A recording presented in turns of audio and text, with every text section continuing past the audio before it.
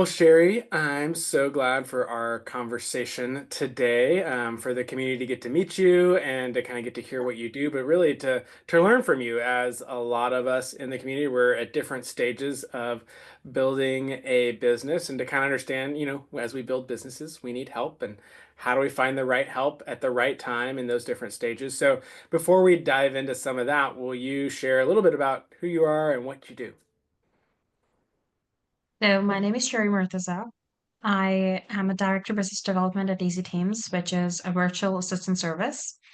And we're a California registered company. I've been in the industry for a good 9 years now in total. I've been running this company for 2 years. And prior to that, I've been an operations manager into different offshore projects, as well as being a virtual assistant myself in the beginning of my career. So I've seen both ends of the road. That's awesome. No, yeah. And as the world continues, virtual becomes more and more accessible. It's a really powerful tool in building our businesses, but sometimes it can be one that's a little hard to navigate, especially I think for a first time. But even as people kind of say, "Oh, I had someone who did this thing, but can someone do this other thing?" And maybe sometimes as we get into it, I wonder, I think sometimes I even went in our conversation, I realized there were things that's like, "Oh, I didn't know a VA could do Mhm. that." And it's Yeah. and so I'm excited to kind of maybe open wider what's possible for a lot of our community members as we jump in. So, but Absolutely. It's yeah. funny, David. Most people Mhm. don't realize how much help they can actually get out of virtual assistant until they start talking about it. I Yeah. mean, there are too many unnecessary tasks on our plate that are not necessary for our presence to be in it or for us to do, like Right. admin work or follow-up calls, something that is just tedious day-to-day task, important, but not for us to do necessarily. So if Right. we have enough tasks, those can be delegated. And we don't really take out the time in our day-to-day to think about those that we can offload from our plate. Yeah. No, I think so. Yeah, we just kind of think, hey, I got to get it all done, and Yeah, we're not prioritizing. evaluating that, and yeah, and prioritizing, kind of triaging, go, oh wait, I'm the Yeah, only one who can do this, and a lot of times we think there's a lot more in that bucket than there actually is, you know. yeah. But well, cool. Well, let's kind of jump into our different stages in the framework and kind of see, okay, how does this play out? What does this look like in each stage? Adoption is the next stage. It's our stage where, we end discovery with a validated offer. It's like, okay, I know people have paid for this, and this is what I'm going to try and bring to market. And adoption is really, it's a transitional stage. We're going from I have a validated offer to I've reached an ideal monthly revenue. And so I'm bringing my offer to market, and I'm continuing to stack that over time until I get to like, okay, this is the ideal monthly revenue that I want, initially. And then sustainability is kind of taking that ideal month and making that every month.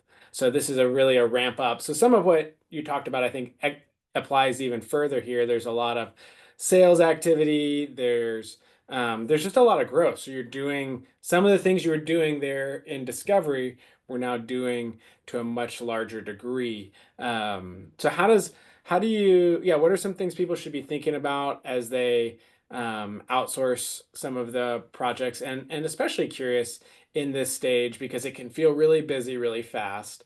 How Yeah. do you encourage people to, especially founders, to navigate the like, oh, it's just easier for me to do it myself? Because that's a common pitfall I think that we fall into a lot of times. How do you help people kind of detach themselves from that mindset maybe? I think it's a simple statement. We all, if we've built something from scratch, ground up, of course we can do everything in that process, because we've Hmm. built that process from ground up. But Right. just because we can doesn't mean we should. Hmm. So founders, business owners, where I've raised this company as my brainchild, you know. Hmm. So I can understand the sentiment of attaching ourselves to the product, to the business, Hmm. because you've seen it grow from your first client to your 100th. Right? You've seen Hmm. all the processes, you've seen your hires, you've observed everything happening to a business. It's just like raising a kid. So you're very attached to it. It's difficult, it's hard-based, Hmm. but you need to understand your value, your time, what it's worth. It could be better utilized to the next step. You need to set your goals from day one. When Hmm. I started the company, I knew that I wanted to take it to bigger numbers. It can't be Hmm. just 100 employees or 200 employees. I want 1,000 employees. Or maybe Okay. someday I don't want a number on it. I just wanted as many employees as I can get, right? But Hmm. during the time of me reaching from 1 to 100, I did lose track. From Hmm. my personal experience, I lost track. I did not know how I have to get to the next 100 from this. I don't Uh-huh. have to just get stuck here doing all the work myself, all the operational work myself, and Hmm. forget about my next step. So maybe have a team around you that Hmm. reminds you of what your next steps are, right? Hmm. If that helps. Or if I recommend, because I've been talking to a lot of business coaches as well. Hmm. So I do recommend having one if you're reaching to that next step, or if you're looking to reach to that next step for your business, get some outside help. I think we all need it. We do Yeah. uh, get distracted in the way. It is, yeah. It's so easy to get stuck in the weeds, and it's interesting. Even as as we're having this conversation, we're Yeah. kind of even as you're describing that, I realize it's like, oh yeah, we are coming to support founders, especially in this stage, but in all of the stages from kind of two different angles, where as we run Yeah. these cohorts that kind of serve in a coaching, guiding manner, it's like, Mhm. okay, what are we staying focused on? What are the right things to be doing at this time? How are those going? We're evaluating, we're doing accountability. But then it's like you can't keep looking ahead and paying attention to that and bringing your unique genius to the business if Yeah. you're not if you're still trying to do all the other stuff too. And so it's like you need Yeah. someone to speak into it and give that outside looking in kind of guidance and that holistic kind Yeah. of guidance, but you also need that support of like, hey, how do we get these things done? How do we begin to get these things done at a higher rate, Mhm. and with more complexity? Because it's, as you ramp Yeah. up, it gets a little more complex. There's maybe more Absolutely. funnels coming in. And so, no, I Yeah. like, yeah, even as you're describing that, you need that support from both edges, to really be able to keep moving forward. Yeah. I mean, it's overwhelming at times. It can be very nerve-wracking as well. It's very Mhm. exhausting, but it's all part of the game. Yeah, it I is. think that's a price you pay for ambition. Hmm. No, that's good. Well, as we kind of wrap up, Sherry, are there any other just things you'd want to say to founders, um, just to really kind of whether it's to yeah, to just guide, to inform, to encourage as they're thinking about how do they manage talent? How do they outsource? How do they offshore? How do they figure out, one of the things we talked about a number of times was how do they determine the value of their time? Like anything you kind of want to close with as we're talking to founders here.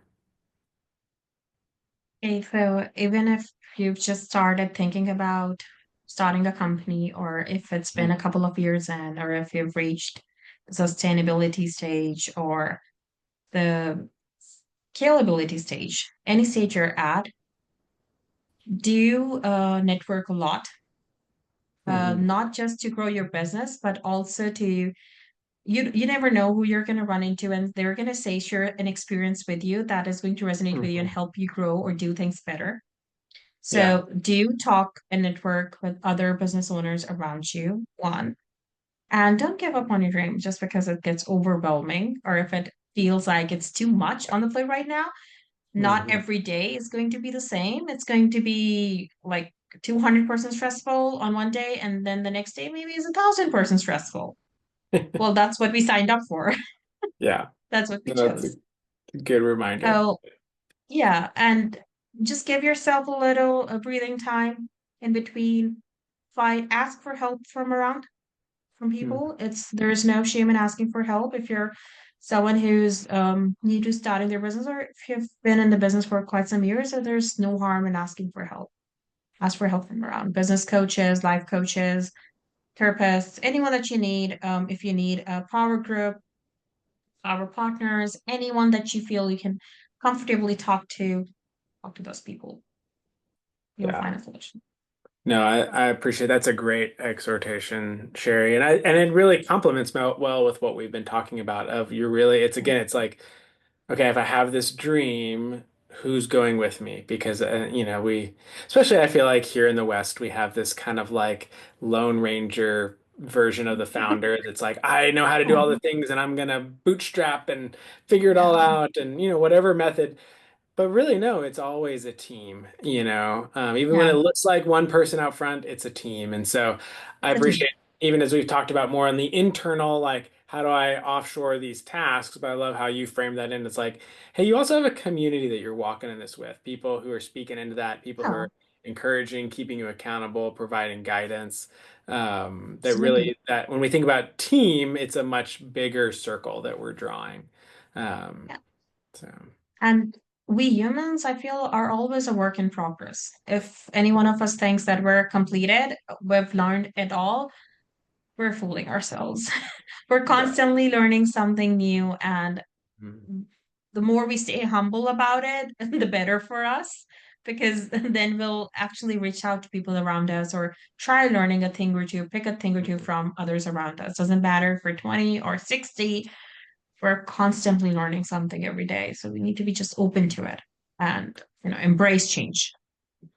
I love that. Yeah, no, that's really good. Well, thank you so much for sharing with the community. I Yeah. really enjoyed getting to know you also and getting to learn more about. I remember our first conversation, it kind of blew my mind on how much was possible to offshore and even, how early in the journey it's like, oh, I guess I don't have to wait. I think that's often a pitfall that I know myself, but I see other founders as we coach founders like fall into is like, oh, I need to wait till here to start doing that.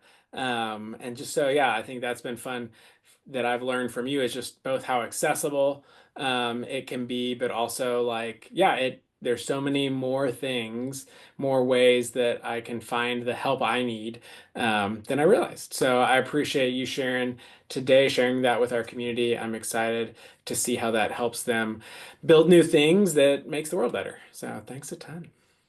Absolutely. Thank you so much, David.